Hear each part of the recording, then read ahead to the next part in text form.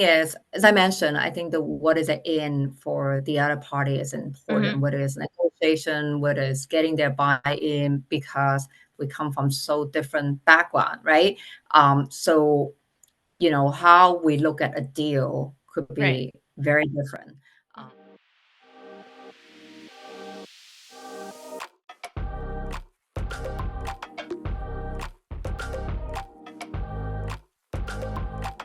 Welcome to another episode of Business Beyond Borders. Today, I'm really excited to have with us Rebecca Pang, who is currently the Vice President of Treasury Solutions at a Canadian bank.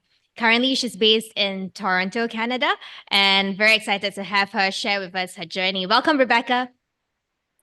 Thank you so much. Great to have me here today. Thank you. Maybe let us kick off with the very first question. And I would love to find out and share with our listeners what inspired your journey into the financial services space, and more specifically, your current focus on treasury solutions and also strategic business development. Yeah, I'm always fascinated by the bank, that the role they play in the society, and also in connecting business that require capital versus investor that can offer capital. And I think my career in banking is really built by the dynamic intersection. I've done strategy as a management consultant early in my career, and merger and acquisition, and now getting into payment, which I will touch on later. So Yeah. I think it's really the constant pursuit of trying to understand the intricate dance between numbers and strategy that fuel my passion. As I mentioned, I've done M&A for a couple of years, so it's Mm, really crafting impactful strategy that actually lead to some of the inorganic or complex M&A to execute those growth opportunities. So all of those steps are great learning experience. Now back to payment. I think payment as we look today is really looking at how we can shape the next generation innovative payment that mm, fit the evolving needs of our client. And my focus is more on the commercial banking side, which I know in the payment world, retail payment, you and I use a lot of fintech and yeah. payment app. I think the commercial banking side, for business owner, there's still a huge opportunity for Mm, payment innovation. And when you think about it, for any business owner, whether you run large corporation or small business owner, one man show, payment is just the lifeblood and at the core of the commerce, right? Like, you gotta pay your vendor, you gotta receive payment from your customer, and you want to do all of those on a mm-hmm. timely basis with accuracy, speed, and ease, and more importantly, with all the correct information that comes with the payment that Yeah. will help you to reconcile the both and know, hey, are you making money or are you losing money, right? Correct. So payment also is really mission critical to ensure the company has adequate funds to keep the lights on and also to support them to grow further. So that is where I find my current interest is really to help my clients to Mm. have the easiest, fastest, and most helpful payment mechanism in their day-to-day. Yeah, interesting that you talk about payments because it's an industry that's moving very quickly. And also in Asia, what we are also seeing is that there's a lot of cross-border payments. For instance, now being here in Singapore, I can go to a country like Indonesia and still use the QR code to make payment based on my banking solution. What are some of the trends that you might have observed in terms of payments and how cross-border payments are shaping up in the industry? Yeah, absolutely. Payment is interesting, right? And I think when you think about cross-border, which I may touch on later, but learning from different industries is fascinating, because I remember when I first started, my first job as a management consulting back then is Mm, dot-com 1.0. And I was in China looking at, wow, all the dot-com companies in the mm, US, and learning from the case study, can we have the same pet.com in China, et cetera, or yahoo.com in China, right? But nowadays, as you mentioned, right, like we look back, can North America learn something from Asia in yeah. terms of the payment adoption and innovation?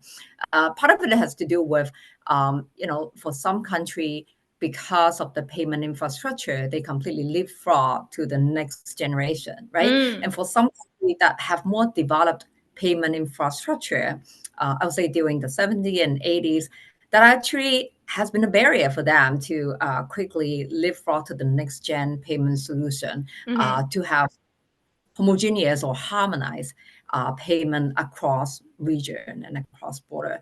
So I think the upcoming trend, which has been talked about for a long time, is still about real-time payment. How can we make payment faster, right?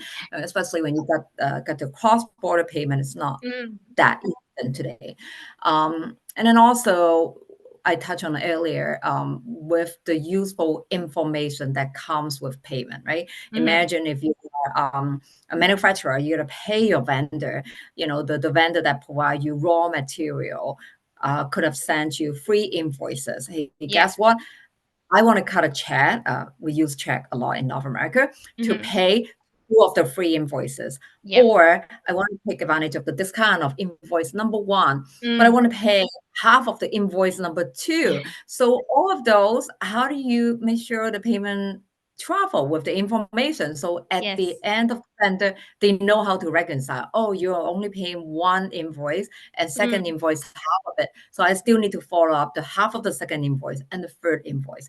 Imagine that's only for one vendor. If you have Mm. 100 vendors, right? So that get complex.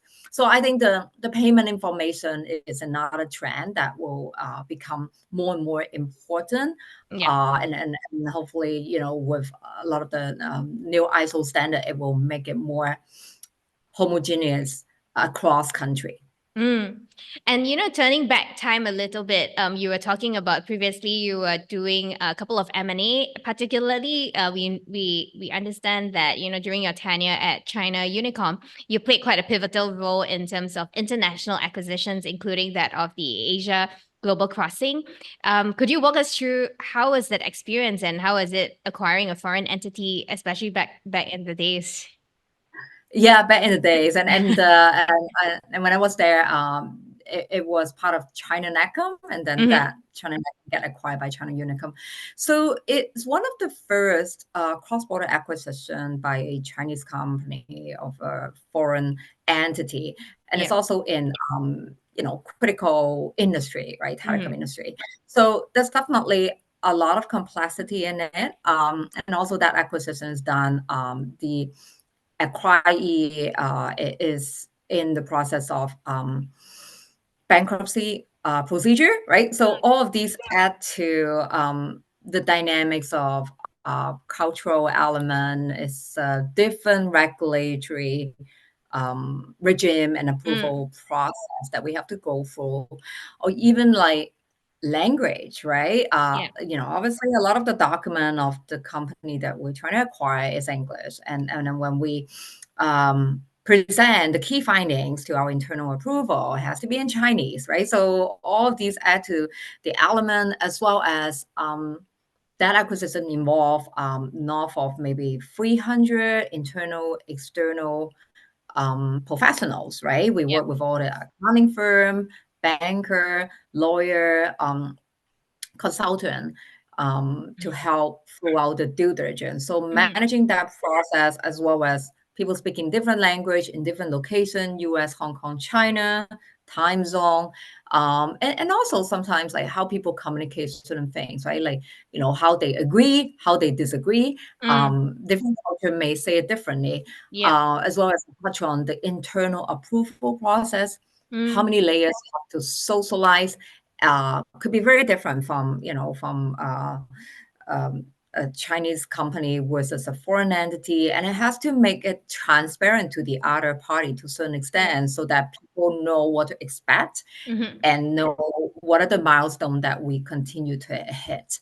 So I think throughout that experience, obviously, that um, stimulate my interest to pursue a career in M&A later in my Mm. career, but also give me the first sense of how to manage any cross-border, or simply put, leading a team from very diverse background, right? Either Mm. geography or cultural language, or even today, where most of my work is focusing in Canada, but I'm Mm. still leading people from very diverse culture, because Yep. we're, Canada is an immigrant country, right? So I think that experience back in the day is still very much applicable. And the bottom of it is when you are leading and working with a team from very different background, always think about what is the in for them.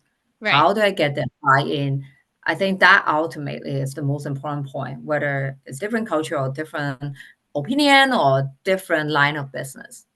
Yeah. That's really quite interesting. I think right now, recently you have been awarded the RBC Global Citizen winner, and also have been spending quite a bit of time orchestrating cross business, cross border, cross geography type projects in your current, or maybe in your previous role, but in the same company.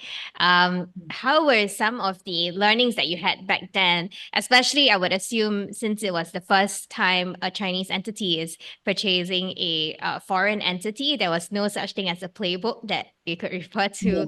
What were some of the learnings that you took away from that and continue to apply to what you're doing right now? Yeah, so a couple of things. Like one is it's important to invest the time to build the trust, right? Whether it's the counterpart or the professional firms that you're gonna work with, right? And different culture and different geography will add the time required to Yeah. invest to build that relationship. But it's important. Um, and the second thing is, as I mentioned, I think the what is it in for the other party is important, Mm-hmm. whether it's negotiation, whether it's getting their buy-in, because we come from so different background, right? So how we look at a deal could Right. be very different Mm-hmm. what our management in China versus the professional that are advising us based in Hong Kong, right? Yeah. Um, I think the third thing is it's universally true. I think being able to communicate the clear why Mm.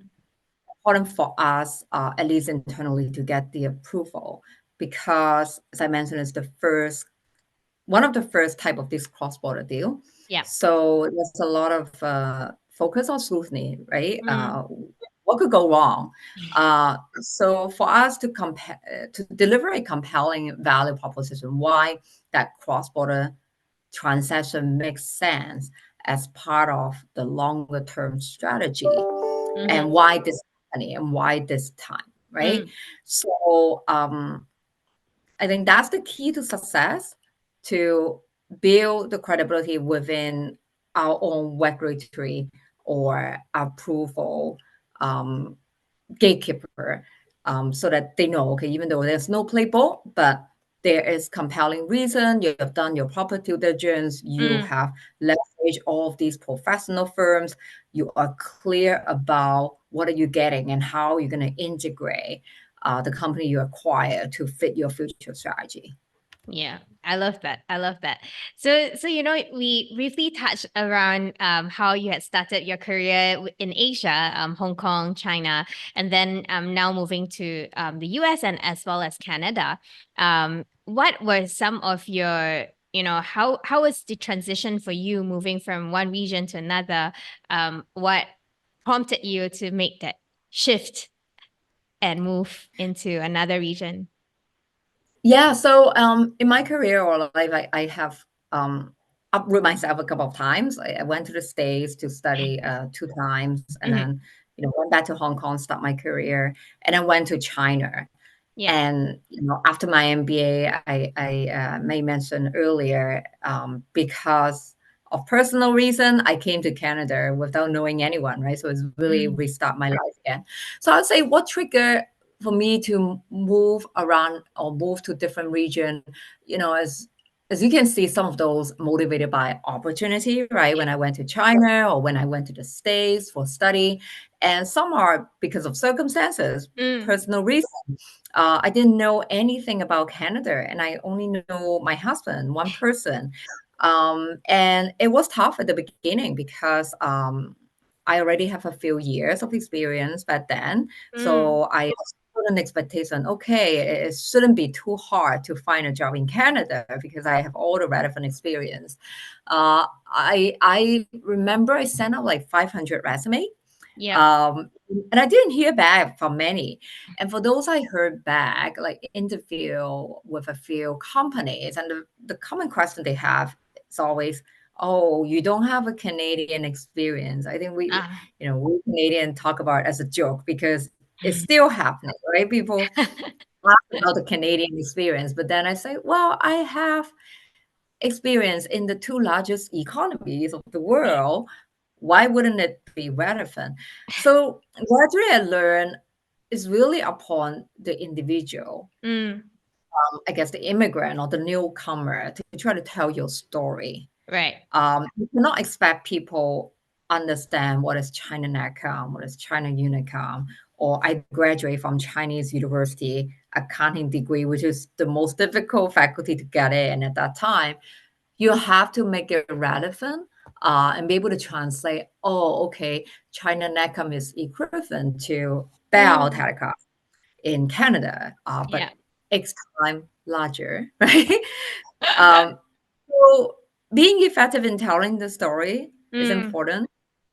And very cliche, making network is important mm, because I cannot expect to show up with a Stanford MBA, you're gonna hire me. It doesn't happen that way when you move to a new country. You yeah. gotta, find your network and talk to people to really understand what they're looking for. Mm, And showing up is half of the battle. I think it's really true, right? When I was looking for a job, I do try to rebuild my network. It take a yep. lot of effort, but now it's a multiplier, right? And after a few years, you start to have your own network in Canada, Mm-hmm. and then it get easier. So I think that apply no matter when you move to any new country, Mm-hmm. right? Yes, you can leverage what you have, but you really have to be deliberate on building your network and telling your story. Yeah. And building on how you built the network, moving to a new country, what do you have any tips for people who are moving to a new country? What are some of the ways they can start building the network or at least form the initial circle to continue building from there? Yeah, there, I remember at that time I Google what are the 50 way to build network, right? So there's some obvious choice. If you have a CFA or CA destination, go join those local chapter, right? Mm, Or if your university have a lot of overseas alumni, right? mm-hmm. So see if there's a student alumni organization in the city that you're moving to, and then start to explore locally because uh, yes, joining those alumni network is good because you have something in common with those people. But the most importantly is you have to break in the local network. That's where Yeah. you can really break into the local professional world, right? Yeah. So I mean here like I joined there's women in capital market in Canada. I'm sure every country has its equivalent, right? So I think you just really try to find different aspect of yourself, right? Okay, you're Mm, women, find a women organization. Your interest in, I don't know, climate change. Okay, try to find mm, those that resonate with you, right? yeah. At least find one element that is in common, right? Mm, And I always, at the beginning of my time in Canada, I try to go to a lot of networking event, and I always try to go to with one friend who is very much extrovert, right? okay. And so can help me to meet other people. Um, and I also have a rule for myself and try to make it fun as a little game that I play with myself. Mhm. Is every time when I go networking, I have a stack of cards, right? I have to give out 50 cards or receive 50 cards Mm, before I call it quit, right? Because I'm an introvert, like many people. I get tired after a while at the networking event, but just to do it as a muscle training, as a yeah. discipline. So I almost force myself to do it. So after a while, you kind of get used to, right? Yes. And not all the 50 cars are useful, but at least you're getting yourself into the habit. Mm, mm. begin to put yourself out there to meet people. Yeah, I think that's something I can learn myself as well as an introvert. Kind of reaching out, it's always saying that first hello. It's always the tricky part, but once you get into the conversation, then it becomes much easier. Actually, Absolutely. reflecting back on your move to the US and also basically the North American region, um, and the kind of professional experiences and roles that you have taken up, then how would you say the move and having moved from one region to another has led to the different types of roles or projects that you have taken on today? Yeah, so I I will say a couple of things that I learned from that experience and build the track record, right? Mm-hmm. For sure, number one, you are very agile. You can pack up luggage to luggage and go to a new place to start again, right? So that will really set you up. If there's any out of state or out of province opportunity, you can do it. Mm-hmm. Um, and then the second thing is resilience, right? How many people can tell you that, hey, with good experience, I get 500 rejection, but I keep going, right? Mm. Um, and I think that's common among the immigrant. And sometimes people don't pay attention to that kind of resilience, right? Because as you progress in your career, a lot of project that you do, not all the time will line up smoothly, right? So the kind of resilience you have go through in your personal life to uproot yourself and settle into a new country, that will help you to tackle any new project Mm. and new challenges as well. And then obviously, as you go through the career, that may be opportunity because of, let's say, the language that you know, in addition to English, or the heritage you bring that may make you more suitable or Yeah. more competitive when dealing with certain client segment, right? For Mm. example, every bank here have a newcomer team that Yeah. focus on serving the newcomer, right? So, and they do tend to look for professional that are newcomer themselves, so they can relate better with the client that they want to serve. Yeah, yeah, that's very amazing. And reflecting on your journey, taking that brave first step, moving to a foreign country, what I would love to congratulate you on is you have been recognized as a key influence in the market, especially within the Asian community in Toronto, and that must have been quite a feat, given that you've been moving to a different country, and you mentioned you're an introvert yourself, so that must have taken a lot of hard work and also grit and resilience from yourself. Can you share with us how you are currently engaging with the community and also your views around the cultural sensitivity that transcends to cross-border business operations? Absolutely. And I would say the involvement in the community, it just comes natural, right? Because as I Mm, mentioned, when I first come to Canada, it took me a while to find my footing in this mm, new country. Um, and the sense of belonging, I actually find it quite helpful when I start volunteering, spending time, and fundraising for some of the not-for-profit organization, mm. because they are serving a lot of the stakeholder just like myself, immigrant. Yep. So I find my voice is actually quite valid Mm, for those organizations. So through working with them, I find my purpose in this new country, which to me is very important. And again, the sense of belonging. So nowadays, I'm spending more time on sitting on board for different not-for-profit organization. For mm, example, I sit on the board for an organization that called eHome, that is senior housing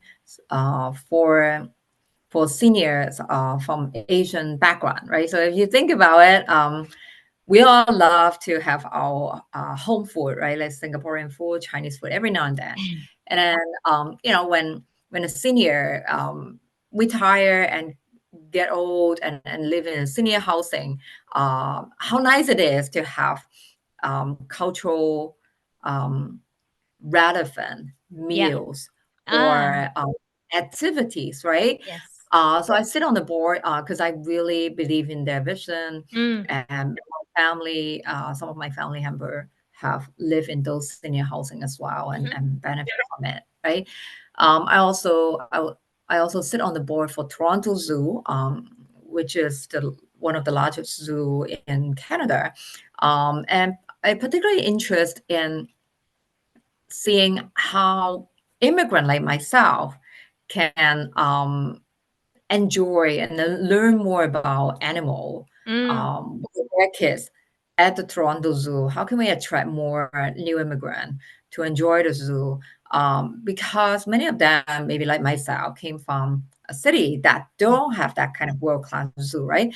yeah. So right now, for me, as I try to spend more time as board of director, I try to Mm, focus on causes that I can resonate well, mhm, either from an immigrant angle yeah. or I'm particularly interested in either youth empowerment, education, Mm, or healthcare space, which I think are two very important pillar yes. to have a strong society Mm. uh, for better sustainable future.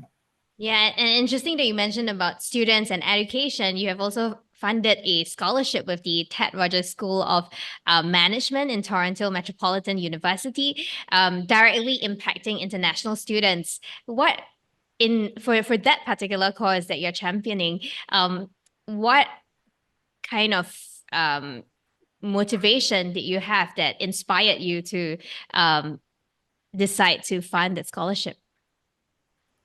Yeah, thanks for asking that. And this is one of the proudest things that I have accomplished last year. I, as I think about, volunteering and Mm, serving the community, I have put in my effort, my brain power, and I've always been thinking about how can I make it more purposeful. Do I mm, need to wait until I retire, or do I need to wait until I leave the world to do something like that? And I think, well, actually, no, I don't. I don't need to wait until mm, that moment. I can do it now. The motivation is really thinking about my international student experience, which is, by mm. the way, fantastic, great learning. But there's also, like any international student, homesick, feeling you're on your own, even though I learned independence from that. But, the sense of, do I belong to this country Yeah. is really strong. And by setting this scholarship, I mean, obviously, it's some financial support to help out some of the students that they need, but also I want to give them this sense of belonging, right? Yes. Because the international learning experience is one of the best for Mm, most people. They look back, right? The kind of learning, developing cultural sensitivity, and as I mentioned, like resilient, independence. These are very useful for their later life. And I just yes. want to do a little bit so that they feel more enjoyment when they're going Mm, through that experience, and they feel someone is, looking out for them, and also, you know, tell the school that in addition to providing that scholarship, I also want to meet with the student and have a chat, right, or yeah. mentoring session. So, Mm, so that's what I feel I can already do, yeah. with my resources, either financial or my experience, Mhm. in a very way. Yeah, yeah, yeah, yeah. And building on that as a student living abroad, what are some of the challenges that you often see or in based on your mentoring session, some of the things that they face and how would you advise them to overcome that? Yeah, a couple things, as I mentioned. Maybe using my own, right? I spent a year at Columbia University as an Mm, exchange student in New York, right? Manhattan. Fantastic. Great experience. But um, I was taking a lot of political science courses. I mm, just, 2 years. And, language was a challenge. It's a lot of writing assignment that, writing and reading that really, take me a long time to catch up. And and also not knowing anyone to ask for help, right? Mhm. And as I said, like at some point during that year, feel living in a big city like Manhattan and not knowing anyone, I started to feel homesick, especially when the winter come, when it started to snow, right? Mm. So I'm sure like, these are all common experience that international student will feel.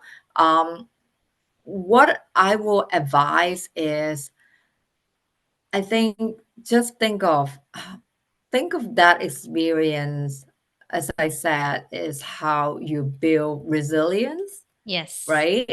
And look at the challenges as temporary, and Mm. knowing that because you were brave enough to make that decision to go to a new country, you have enough um, courage and Mm. ability to overcome those transition challenges that you were facing. Um, and I will say those experience, when you look back and when you start working, it will be very relevant. Mm. Um, to add to that, obviously, the global perspective that you can read about it, but to Yeah. really experience it, you have to be in that environment Yes. and working in a group project with your classmates from very different background, joining the student club, Mm-hmm. and then be able to communicate. And yes, I spoke English when I was studying in Hong Kong, but it's Yeah. not the same, right? You learn about the nuances, how you can present in certain way when I was Mm. living and studying in North America, and let alone the expanded network. These days, a lot of the jobs require a network that go very broad, right? And these days, I still, from time to time, through LinkedIn or through WeChat and WhatsApp, reach out to my friends in different country. Hey, I'm looking at XYZ company. What do you think? Yeah. Do you have any resources, right? Mm-hmm. So those are the benefits, as well as independence, as I mentioned, right? Yeah. You gotta solve the problem, even to find doctor, or that could be the first time someone living away from home, right? Yeah. So okay, how do you do laundry, cook, and then being able to survive on your own? Yeah. And you know All what? the The conversations that we have had so far, one of the things that really inspire me is the fact that you are very willing and you want to give back to the community and causes that you feel very strongly and strongly for, and you're championing. And what I would love to touch on and also congratulate you on is being recognized as the mentor of the year, and that is a significant achievement. I would love to know, how has mentorship, or how important has mentorship played a role in your personal journey? And how do you continue to either seek out mentors or mentees who are facing similar journeys or maybe different journeys as yourself, and continue to give them advice and um, be a sounding board for individuals out there? Yeah, absolutely. I would say mentorship is always important for Mm-hmm. everyone's career journey, right? We all need someone to sometimes help us to see what we cannot see about our potential or the blind spot we have, or just open up our horizon, right? I'll say particularly important is when you got to change, make some big transition, either like myself, making moves across country or across industry, right? There's a lot of learning I can get from mentor. For example, when I moved from US to Canada, um, a a previous colleague of mine, helped me to pass around the resume, and through a couple of people passing down my resume, I get my first job, right? Mm. So, even though that colleague is not necessarily my mentor, but she's willing to lend her network to me to help me find my first job. And when I move from strategy to sales, which is a big shift, I also go to my mentor and ask about, hey, I've been doing well in strategy. I enjoy the intellectual challenge. I can always learn something new if I stay on in strategy. What do you think? But I'm always curious about sales, P&L. And with his advice, I jumped to sales Mm. because when someone give you the belief and opportunity to try something new, why not, right? Um, so I definitely feel mentors has helped me a lot Mm. in terms of, as I say, like confirming some of my belief or challenging some of my thinking, right? When Yeah. I make those big decisions. Um, and on top of that, obviously, if it makes sense, I open doors to some of the network that I want to build. So right now, what I'm doing is I continue to seek out mentors and mentees. Recently, I started a Asian professionals network, and in the company that I work in, I think is really creating the platform for like-minded individuals that with Asian heritage. Now there's a safe space for them to share their experience, to help each other, to elevate and advocate, and also help them to find mentors. And personally, I mentor a lot of um, people in the organization or outside the organization. Some of them have similar background, right? Like Asian women or minority women or new immigrant. And I always feel by sharing my own experience, Mm-hmm. some of the setback that I have, I hope I can help someone to make it faster for them, right? Yeah. Or elevate one each other.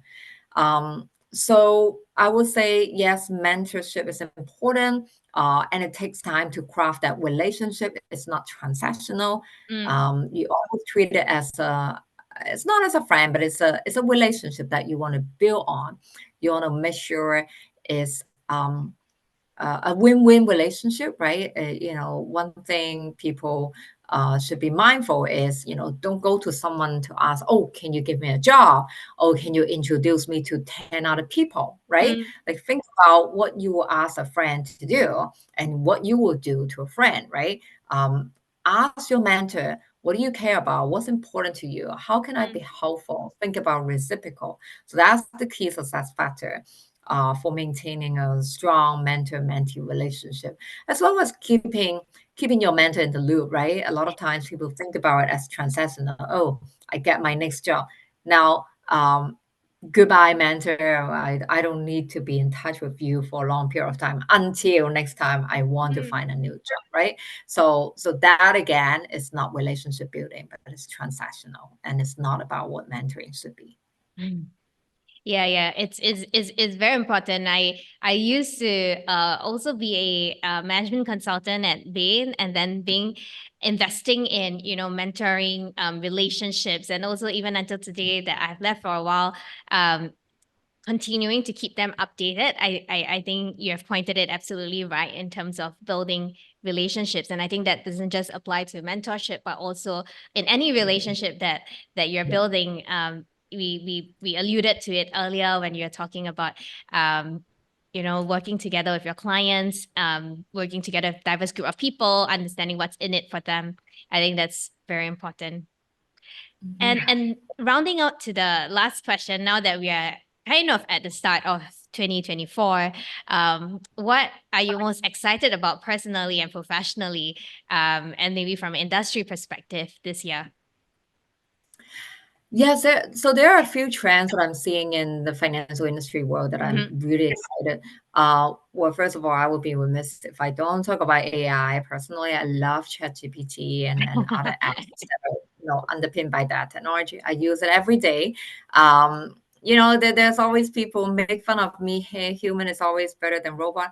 Yes, it is. I think it's important for us to really know the power of Mm-hmm. AI or generative AI and see how it can help organization or individual, you Yeah. and me, to be more productive so that now you can prioritize your time for better things, right? For example, I love playing piano. Okay.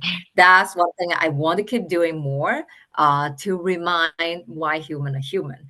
But for Mm-hmm. other stuff that I can leverage AI or generative AI, Yeah. let's leverage it and really learn the power and stay on top of it. And of course, the whole discussion of AI, the governance framework, right? Yes. Security and all of those need to be discussed in Mm. conjunction of exploring the opportunity. Another big trend, it's not new trend, right? Sustainable financing. I think it's been talked about for many years, but I think these few years I'm really seeing a lot of momentum, right, from financial industry or from other blue chip corporation that looking at ESG as a consideration on how they invest or how they lend or how they want to choose their vendor, right? For example, I know organization like Walmart and P&G, they require their supplier to comply with the ESG governance framework, right? So that will play a full circle of what consumer has been focusing for quite some time. But now with the large corporation are playing a part, that will really drive more material results. So that is what I'm quite excited about. I think we all need to learn about what does that mean to reduce carbon footprint and what are the key trends of ESG in different industry, right? Like in agriculture, like in real estate, what can we do as organization or as individual? And the innovation or technology come with that. Yeah. And then there are other trends like cybersecurity, fraud, risk management is very important. In the financial industry, I know fraud loss these days globally can be hundreds of billions of dollars. And it's not a question of if, it's a question of when, right? So, and when you talk about innovation, this is the area that have a lot of innovation, no matter how fast the technology change, right? The bad actor seems to always be ahead of the curve, right? From financial industry, like we know, there's accounts takeover, identity theft, credit card fraud, business email compromise, phishing attack, social engineering, you name it. So I think all organizations have to continue to invest to be bulletproof, right? And as well as how do you use data analytics or algorithm to prevent or block some of the fraud. And that is not a once and done because as I see in the bank, the bad actor, they learn very quickly, right? And it's just something that we have to continue to invest in the data side, in the governance side, in the protection side, as well as sometimes the fraud really, the weakest link is really from within. So the employee education in any organization is important because the bad actor will go to where you have the weakest link and break through it. So these are the trends that I'm seeing, and I'm excited to personally learn more and see from different part of the world what is leading ahead that we can learn from each other. Yeah. And I think it's very important just to understand like what could be the leading technology and then apply it back to what we are doing wherever we might be. And we definitely have a lot to learn from each other. Thank you so much again, Rebecca, for joining me for a very inspiring morning for me and evening for you.